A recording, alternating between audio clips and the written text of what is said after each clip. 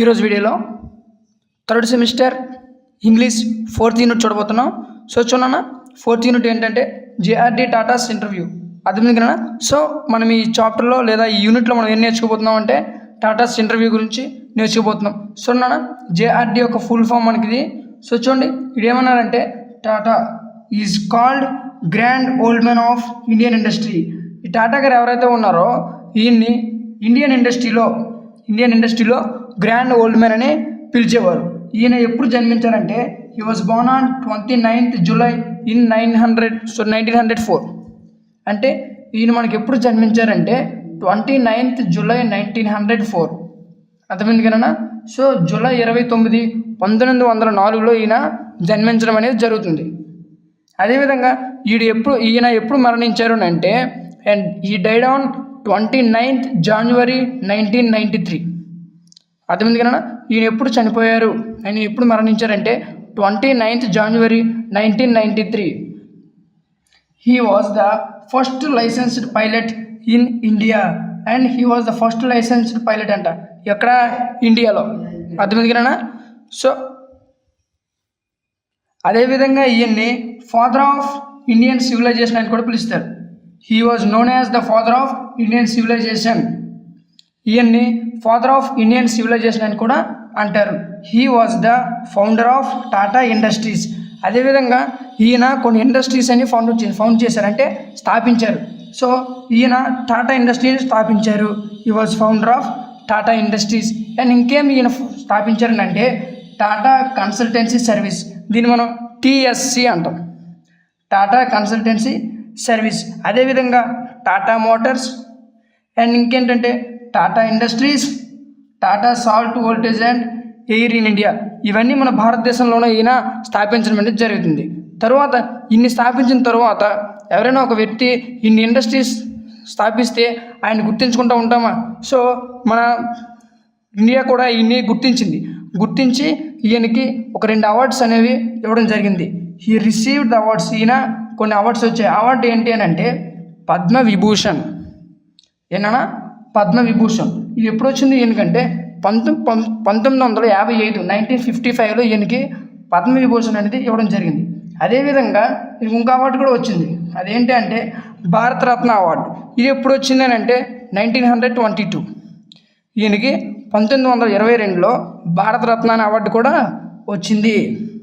When JRD Tatas started in business nearly 60 years ago. ఆయనకి 60 సంవత్సరాల తర్వాత టాటా కంపెనీ అనేది ఆయన స్టార్ట్ చేశారు. అర్థమైంది కదన్నా. At that time the condition were very difficulty to what they become later. అంటే ఆ టైంలో కండిషన్స్ అనేవి చాలా డిఫికల్ట్గా ఉండేవి, చాలా కఠినంగా ఉండేవి ఇప్పటితో పోల్చుకుంటే. In those days there was no licensing system. అర్థమైంది కదన్నా. సో చూడండి, in those days there was no licence system. అంటే అప్పటి రోజుల్లో లైసెన్సింగ్ సిస్టమ్ అనేది లేదు.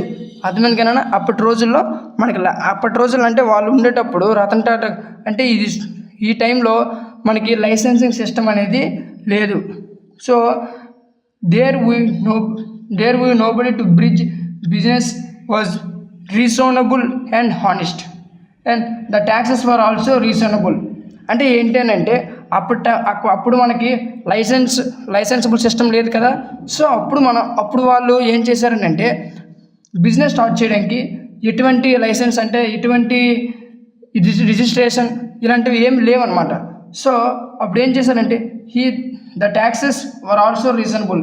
అంటే ఈ యొక్క కంపెనీకి ఎంత ట్యాక్స్ పే చేయాలి, ఈ యొక్క కంపెనీకి ఎంత ఖరీదు మాత్రమే ఈ కంపెనీ చేస్తుంది, ఎంత ట్యాక్స్ మాత్రమే ఈ కంపెనీకి ఇవ్వాలని పర్టికులర్గా ఇంత ట్యాక్స్ అనేది ఏం లేదనమాట. సో నెక్స్ట్ ఏం చేశారనంటే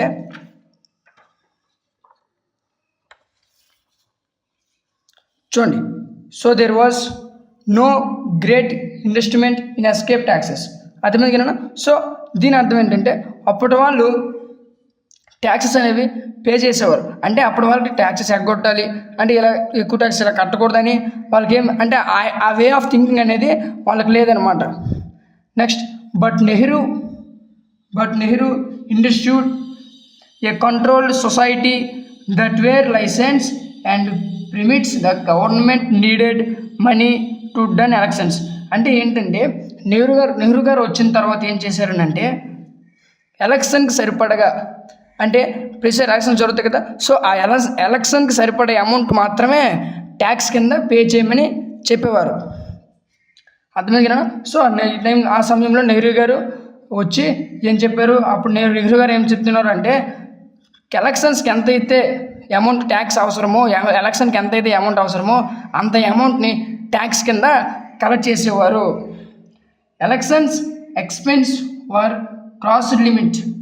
అంటే ఏంటంటే ఎలక్షన్స్కి ఎంతైతే అమౌంట్ కావాలో, ఎలక్షన్స్కి కొంత అమౌంట్ అవసరం అవుతుంది కదా, సో ఆ అమౌంట్ ఎంతైతే ఎలక్షన్స్ కావాలో అంత అమౌంట్ కంటే ఎక్కువ, అంటే క్రాస్ అయిపోయింది. వాళ్ళు ఎంతైతే అమౌంట్ ఇంతకుముందు ఎంతైతే ట్యాక్స్ పే చేయాలి, ఇంత అమౌంట్ కట్టాలి అన్నారో, సో ఆ అమౌంట్ని క్రాస్ చేసింది అనమాట.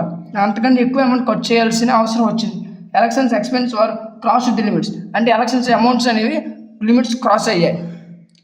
Hence were heavy taxes. ఎలక్షన్స్కి బడ్జెట్ క్రాస్ అయితే మనకి ఏం చేయాలి, ఎక్కువ అమౌంట్ అనేది ఎలక్షన్ పైన ఖర్చు పెట్టాలి. సో ఎక్కువ అమౌంట్ ఖర్చు పెట్టాలి, అమౌంట్ ఎక్కడి నుంచి వస్తుంది, మన ట్యాక్సెస్ నుంచి వస్తుంది. సో ఎక్కువ అమౌంట్ కావాలి అనే ఉద్దేశంతో అప్పుడు ఏం చేశారనంటే ట్యాక్సెస్ అనేవి పెంచేశారు. అర్థమైంది కదా. Have heavy taxes. ప్రతి ఒక్కరి మీద ఎక్కువ ట్యాక్స్ అనేది అప్పుడు కలెక్ట్ చేయడం అనేది జరిగింది. Everybody tears to avoid taxes. Everybody tears to avoid taxes. So అప్పుడు ఏం చేశారనంటే ట్యాక్సెస్ ఎక్కువ పెంచేశారు కదా, సో ప్రతి ఒక్కరి పైన ఎక్కువ ట్యాక్సెస్ అనేది కలెక్ట్ చేయడం అనేది జరిగింది. అప్పుడు ప్రజలు మా మీద ఎక్కువ ట్యాక్స్ కలెక్ట్ చేస్తున్నారు అని ఏం చేస్తున్నారు అంటే అవాయిడ్ చేస్తున్నారు. అంటే ఎంతైతే ట్యాక్స్ కట్టాలో ఆ ట్యాక్స్ని ఎగ్గొడుతున్నారు అనమాట.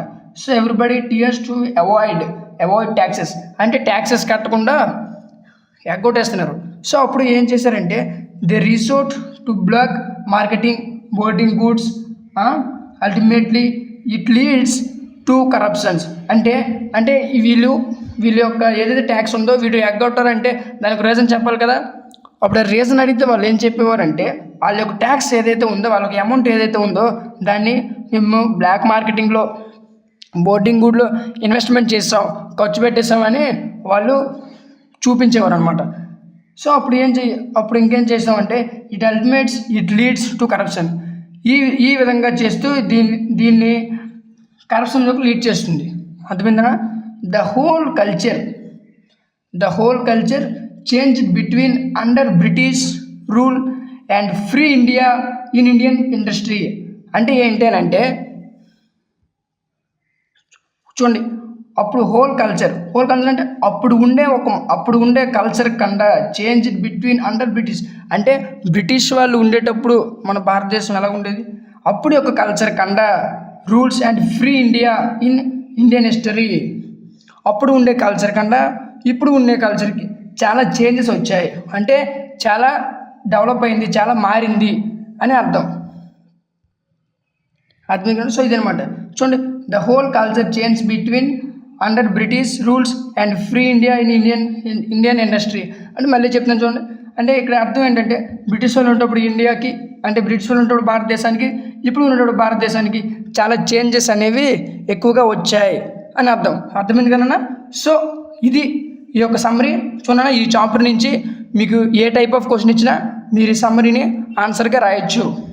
అర్థమైంది కదన్నా. సో ఇది ఈరోజు వీడియో. దీని ఒక మెటీరియల్, దీని ఒక నోట్స్ మీకు కావాలనుకుంటే మనకి యాప్లో అవైలబుల్గా ఉంది. యాప్ నేమ్ వచ్చేసరికి డిగ్రీ మ్యాథ్స్ ట్యూటోరియల్స్. ఈ యాప్ మనకి ప్లేస్టోర్లో కూడా అవైలబుల్గా ఉంది. ఈ యాప్ మీకు ఎవరైనా సెర్చ్ చేయడం రాకపోతే ఈ యాప్ లింక్ అనేది మీకు డిస్క్రిప్షన్ చూడడం జరిగింది. అక్కడి నుంచి మీరు ఈ యాప్ని డౌన్లోడ్ చేసుకోవచ్చు. అర్థమైందా. మీకు నోట్స్ కావాలంటే ఈ యాప్లో అవైలబుల్గా ఉంది, అక్కడి నుంచి మీరు నోట్స్ని పర్చేజ్ చేయొచ్చు. అర్థమైంది కదా. సో ఇది ఈరోజు ఒక వీడియో. ఈ వీడియో మీకు నచ్చింది అనుకుంటున్నాను. ఈ వీడియో మీకు నచ్చినట్లయితే లైక్ చేయండి, షేర్ చేయండి, మరియు ఇలాంటి మరిన్ని ఇంట్రెస్టింగ్ వీడియోస్ కోసం మన ఛానల్ సబ్స్క్రైబ్ చేసుకోండి. Thank you.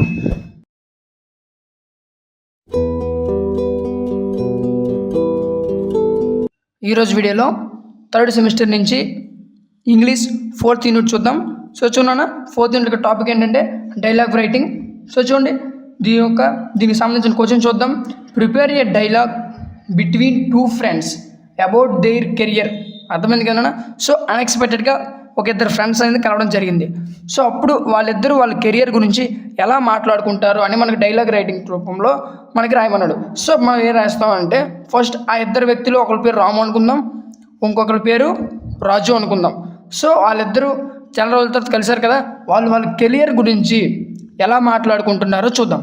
సో ఫస్ట్ చూడండి, రాము ఏమంటున్నాడంటే ఫస్ట్ చాలా రోజుల తర్వాత చూశారు కదా, సో రాజుని ఫస్ట్ హాయ్ రాజు అని పిలిచాడు, అంటే గ్రీటింగ్స్ చెప్పాడు హాయ్ రాజు అని. సో అప్పుడు రాజు ఏమంటున్నాడంటే మరి హాయ్ చెప్పిన తర్వాత తిరిగి హాయ్ చెప్పాలి కదా. సో రాజు కూడా ఏం చెప్పాడంటే హాయ్ రాము అని రాముని విష్ చేశాడు. అప్పుడు రాము ఏమంటున్నాడంటే చాలా రోజుల తర్వాత కలిశారు కదా, సో ఎలా ఉన్నావు అని అడుగుతారు కదా. సో రాము ఏమంటున్నాడంటే హౌ ఆర్ యూ రాజు అని అడిగాడు. హౌ ఆర్ యూ అని అడిగారు. అప్పుడు రాము ఏమంటాడు ఎలా ఉన్నామంటే ఎవరైనా ఏమంటారు బాగానే ఉన్నానని చెప్తారు కదా. సో అదేవిధంగా రాజు ఏం చెప్తున్నాడు అని అంటే ఐఎమ్ ఫైన్, నేను బాగా ఉన్నాను, నేను చాలా బాగున్నాను, వాట్ అబౌట్ యూ అని రాజు కూడా తిరిగి రాముని అడిగాడు. అప్పుడు రాము ఏం చెప్పాడు, మీ ఎవరైనా మేము బాగున్నాం మీరు ఎలా ఉన్నారంటే తిరిగి మీరు రెస్పాండ్ అవుతారు కదా. సో అదేవిధంగా రాము ఏ విధంగా రెస్పాండ్ అయ్యాడంటే ఐఎమ్ ఆల్సో ఫైన్, నేను కూడా బాగున్నాను. Where you have before from last fortnight అంటే ఏంటంటే so where you have been from last fortnight. అదేవిధంగా మనకు రాజు ఎలా మాట్లాడుకున్నాడో చూద్దాం. రాజు ఏమంటున్నాడు I have been get my grandparents village. అదే మీరు సో నేను మా గ్రాండ్ పేరెంట్స్ విలేజ్ దగ్గర ఉన్నాను అని చెప్తున్నాడు. సో రాము ఏమంటాడంటే what do you think about your future after completing your graduation. నీ గ్రాడ్యుయేషన్ అయిన తర్వాత నీ ఫ్యూచర్ గురించి నువ్వేం ఆలోచించావు అని రాజుని అడుగుతున్నాడు. అప్పుడు రాజు ఏం చెప్తున్నాడంటే I want to study MCA. నాకు ఎంసీఏ చేయాలని లేదు, మా యాంబిషన్ అంటే నేను ఏమవ్వాలని అడిగారు కదా. సో నేను ఏమవ్వాలని అనుకుంటున్నానంటే software, my ambition is software programmer. అంటే ఆ రాజు ఏమనుకుంటున్నాడంటే నేను సాఫ్ట్వేర్ ప్రోగ్రామర్ని అవ్వాలనుకుంటున్నాను, నేను సాఫ్ట్వేర్ ప్రోగ్రామర్ని అవ్వాలనుకుంటున్నాను అని రాముకి రాజు చెప్తున్నాడు. అప్పుడు రాము ఏమంటున్నాడు సాఫ్ట్వేర్ ప్రోగ్రామర్ అవ్వాలనుకుంటున్నాడు కదా. సో అప్పుడు రాము ఏమంటున్నాడంటే వేర్ డూ యూ స్టడీ అంటే నువ్వు ఎక్కడ చదువుతున్నావు రాజు అని రాము అడుగుతున్నాడు. వేర్ డూ యూ స్టడీ అని అడుగుతున్నాడు. అప్పుడు రాజు ఏం చెప్పాడు I would like to MBA. నేను ఎంబీఏ చేయాలనుకుంటున్నాను. మై గోల్ అంటే నేను ఏమవ్వాలనుకుంటున్నాను అని అంటే బిజినెస్ మ్యాన్. అర్థమైందా. సో రాము ఏమడిగాడు నువ్వు ఎక్కడ చదువుతున్నావు అంటే అప్పుడు రాజు ఏం చెప్తున్నాడు నేను ఎంబీఏ చదువుతున్నాను, నాకు గోల్ ఏంటంటే బిజినెస్ మ్యాన్ అవ్వాలనుకుంటున్నాను అని రాముతో చెప్తున్నాడు. అర్థమైంది కదా. సో నెక్స్ట్ రాము ఏ విధంగా మాట్లాడుతున్నాడో చూద్దాం.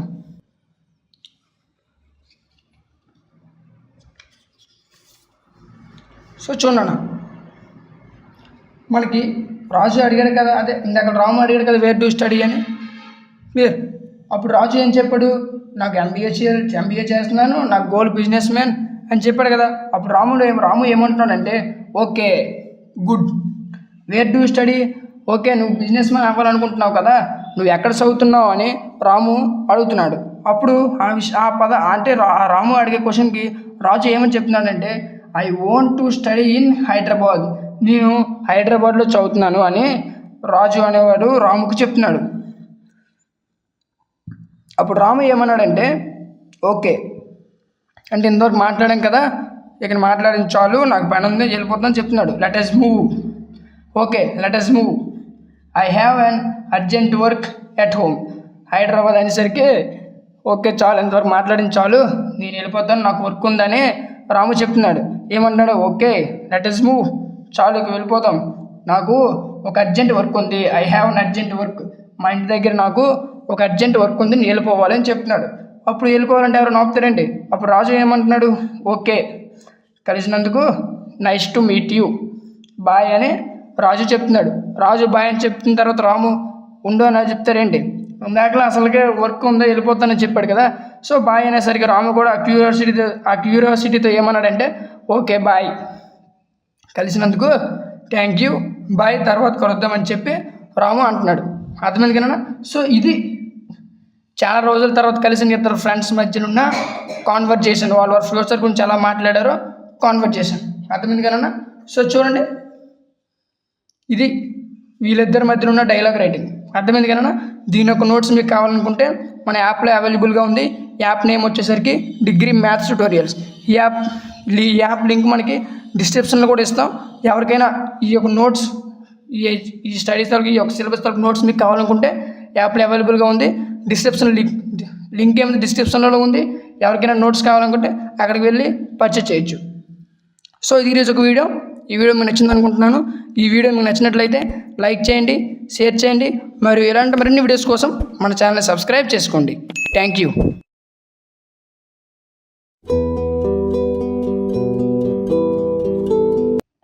ఈరోజు వీడియోలో థర్డ్ సెమిస్టర్ నుంచి ఇంగ్లీష్ 4th యూనిట్ నేర్చుకోబోతున్నాం. ఇక టాపిక్ ఏంటంటే గివెన్ ఇన్స్ట్రక్షన్స్ అండ్ డైరెక్షన్స్. అర్థమే కదా, గివెన్ ఇన్స్ట్రక్షన్స్ అండ్ డైరెక్షన్స్ అంటే చూడనా ఈ టాపిక్ మీద క్వశ్చన్ చెప్తాం. క్వశ్చన్ ఏంటంటే at the library what type of instructions do you have to follow. అర్థమే కదా, అంటే మనం ఏ టైప్ ఆఫ్ ఇన్స్ట్రక్షన్స్ ఫాలో అవ్వాలి. క్లియర్, మనం లైబ్రరీలో ఏ టైప్ ఆఫ్ ఇన్స్ట్రక్షన్స్ ఫాలో అవ్వాలి. ఇప్పుడు మనం లైబ్రరీకి వెళ్తున్నాం. చూడండి క్వశ్చన్ చూడండి, ఫస్ట్ అబ్జర్వ్ చేయండి. At the library what type of instructions you have to follow. అంటే మనం లైబ్రరీకి వెళ్ళేటప్పుడు మనం ఏ టైప్ ఆఫ్ ఇన్స్ట్రక్షన్స్ ఫాలో అవ్వాలి అనేది చూద్దాం. సో నాన్న ఫస్ట్ ఏ ఇన్స్ట్రక్షన్స్ ఫాలో అవ్వాలంటే keep silence when you are in library. మనకు లైబ్రరీ వెళ్ళే వెంటనే మనం సైలెన్స్గా ఉండాలి. నెక్స్ట్ ఏం చేయాలంటే డోంట్ ఇంటరప్ట్ టు అదర్స్. ఎవరితోని ఎక్కువగా మాట్లాడకూడదు, ఎవరితోని తిరగకూడదు లైబ్రరీలో. Next don't use mobiles.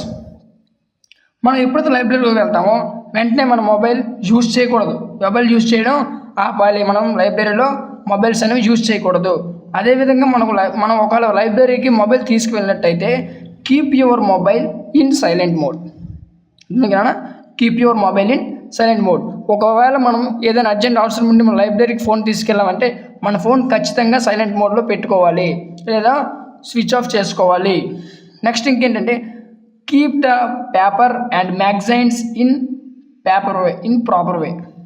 Clear, keep the paper and magazines in proper way అంటే మీరు ఏదైతే అక్కడికి వెళ్ళిన తర్వాత ఏవైతే బుక్స్ తీస్తారో, ఏవైతే పేపర్స్ లేదా ఏదైతే మ్యాగజైన్స్ అనేవి మీరు చదవడానికి తీస్తారు కదా, సో అవన్నీ మీరు తెచ్చుకొని మీ దగ్గర ఒక ప్రాపర్ వేలో పెట్టుకోవాలి. అర్థమైనా. నెక్స్ట్ ఇన్స్ట్రక్షన్ ఏంటంటే sign your signature before leaving the library. అర్థమైనా. సో లైబ్రరీ నుంచి బయటకు వెళ్ళాలి అంటే మనం లోపలికి వెళ్తాం లైబ్రరీకి, సో అప్పుడు మనం సిగ్నేచర్ చేయాలి అంటే మనకు లోపలికి వెళ్తున్నట్టు. క్లియర్, మనం సిగ్నేచర్ అనేది చేయాల్సి ఉంటుంది. Next mention the title of the book and serial number if you take with you. మనం లైబ్రరీకి వెళ్ళేటప్పుడు ఊరికనే చేతులు ఊపుకొని ఖాళీగా వెళ్ళకూడదు. ఎప్పుడైతే మనం లైబ్రరీలోకి వెళ్తామో, లైబ్రరీలోకి ఎందుకు వెళ్తాం, ఏదైనా కొత్త విషయాలు నేర్చుకోవడానికి వెళ్తాం కదా. సో ఏవైతే కొత్త విషయాలు నేర్చుకోవడానికి వెళ్తామో అలా వెళ్ళేటప్పుడు ఒక బుక్ అనేది తీసుకువెళ్ళాలి. ఆ బుక్ అనేది తీసుకువెళ్ళి మనం అక్కడ ఏవైతే కొత్త విషయాలు నేర్చుకున్నామో ఆ నేర్చుకున్న వెంటనే బుక్లో అనేది మనం రాసుకోవాలి. అర్థమైంది కదా. ఇవి మనకు లైబ్రరీకి వెళ్తే మనం తీసుకోవాల్సిన ఇన్స్ట్రక్షన్స్. అదేవిధంగా మనం ఒక రోడ్ పైన నడిచామనుకోండి, సో అప్పుడు ఏ విధంగా ఇన్స్ట్రక్షన్స్ తీసుకోవాలో చూద్దాం. సో చూడండి, on the road when we are in the road. ఎప్పుడైతే మనం రోడ్డు పైన ఉంటామో లేదా మనం ఎప్పుడైతే బైక్ మీద రోడ్డు పైన తిరుగుతామో లేదా బైక్లో కాకపోతే లేదని ఎప్పుడైనా మన కార్ మీద రోడ్డు పైన తిరుగుతామో అప్పుడు మనం కొన్ని రూల్స్ అండ్ రెగ్యులేషన్స్ అనేవి ఖచ్చితంగా ఫాలో అవ్వడం జరుగుతుంది. అర్థమైంది కదా. సో మనం రోడ్డు పైన వెళ్ళేటప్పుడు ఏ టైప్ ఆఫ్ రూల్స్ మనం ఫాలో అవ్వాలి, ఏ టైప్ ఆఫ్ రెగ్యులేషన్స్ మనం ఫాలో అవ్వాలో చూద్దాం.